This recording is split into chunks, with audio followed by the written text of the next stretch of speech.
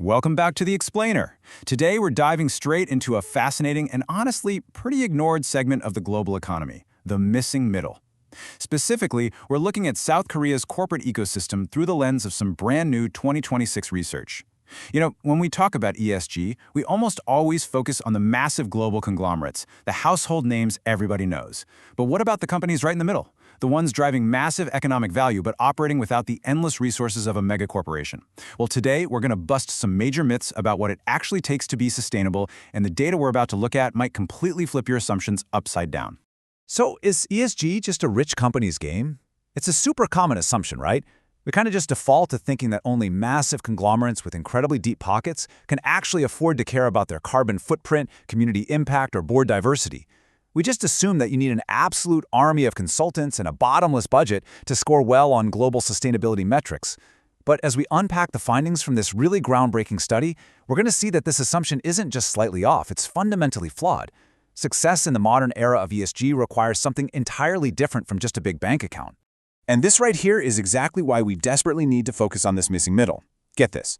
Mid-market enterprises make up just 1.4% of total companies in South Korea, yet they account for a staggering 27.8% of national exports, 15.2% of total sales, and over 11% of all employment. They are literally the absolute backbone of the global supply chain. But here's the catch. They are facing a severe lack of dedicated ESG resources. With new international rules like the European Union Supply Chain Due Diligence Directive coming into play, these mid-sized companies are getting hit with the exact same strict regulations as the multi-billion-dollar giants, but without the luxury of having massive compliance departments. It really highlights the absolute unfairness of treating them like massive corporations and why a simple copy-paste strategy just is not going to work. Now, to figure out how these companies are actually doing, we've got to ground our analysis in the hard facts. The researchers used the highly rigorous ESG evaluation criteria from the Korea Institute of Corporate Governance and Sustainability, or KCGS, as the foundation for this study.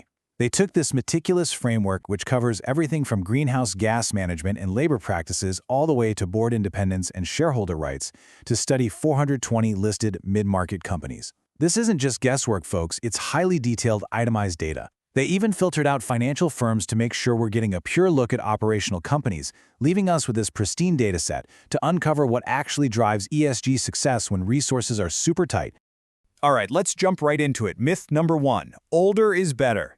Traditional business theory, specifically the resource-based view, usually assumes that mature companies have accumulated the wealth and operational slack to easily handle ESG.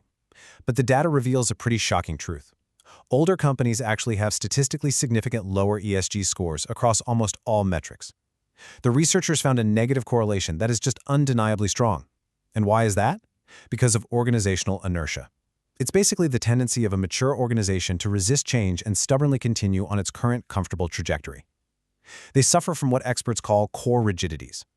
It turns out the very processes that made them successful decades ago are now the exact things preventing them from creating non-financial value today. So the big takeaway here is that stubbornly sticking to the old way of doing things literally pumps the brakes on environmental and social innovation. Sure, a mature company might have a lot more cash in the bank, but their lack of agility makes them sluggish. When global ESG demands shift rapidly, like suddenly needing to audit an entire supply chain for human rights violations or pivoting to green energy, these older mid-market firms are often just too stuck in their traditional hierarchies to adapt quickly. It completely proves that in the modern ESG landscape, agility actually outpaces simple resource accumulation. Moving right along to Section 2. Myth 2. The diversity blind spot. 70.4%. Out of the 420 mid-market companies analyzed in this massive study, a staggering 296 of them have absolutely zero female directors on their board. None. Zero. While the top 500 massive corporations have started to diversify, the mid-market is severely lagging behind, sitting at an average female board representation of just 6.55%. And this isn't just a social issue. As the researchers mathematically prove, it's a massive quantifiable business failure. And wow, this completely highlights what they're missing out on. When you look at the companies that actually do have female directors, you see a mathematically proven, statistically significant boost in their overall ESG integration and their specific governance scores. The researchers found that just expanding the sheer size of the board didn't improve ESG scores at all. Adding more people just added more bureaucracy. But adding female directors, that moved the needle positively and decisively. The researchers actually explain this using social identity theory. Basically, this theory suggests that female directors often bring a heightened sensitivity to social issues, acting as a catalyst that increases the entire company's attention to environmental, social, and governance blind spots. It is definitely not about tokenism or just ticking a demographic box. It's about qualitative diversity, bringing genuinely different perspectives to the table to challenge the status quo. In a corporate environment where 70% of companies look exactly the same at the top, the 30% that actually embrace qualitative diversity are gaining a massive competitive edge in their ESG ratings. All right, let's pivot to our third and final section today. Myth 3, the geography advantage. We almost always associate progressive business practices with huge, major metropolitan hubs. So I want you to guess for a second. When we look at the South Korean mid-market, who actually performs better in ESG? Is it the companies headquartered in the bustling capital of Seoul, surrounded by all those global consultants? Or is it the regional companies operating way out in the provinces? The results are totally counterintuitive. Non-Seoul companies actually score higher overall, and they boast significantly higher S or social scores. In fact, the data showed Seoul-based companies scoring over half a point lower on their overall ESG integration. Why?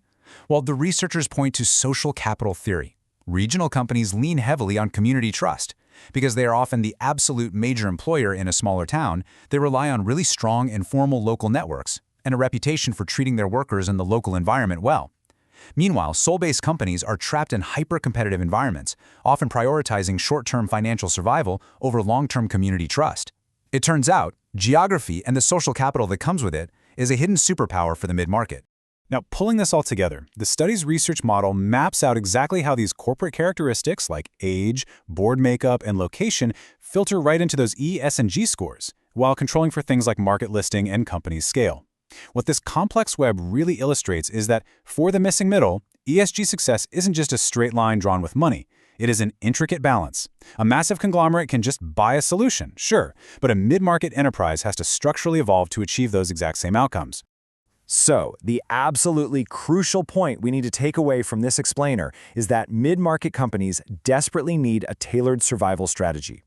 With strict international regulations like the EU supply chain laws literally knocking on their doors, they cannot just copy-paste the playbook of the massive conglomerates. Based on the data, they have to do 3 specific things. Number 1, they must actively break their organizational inertia.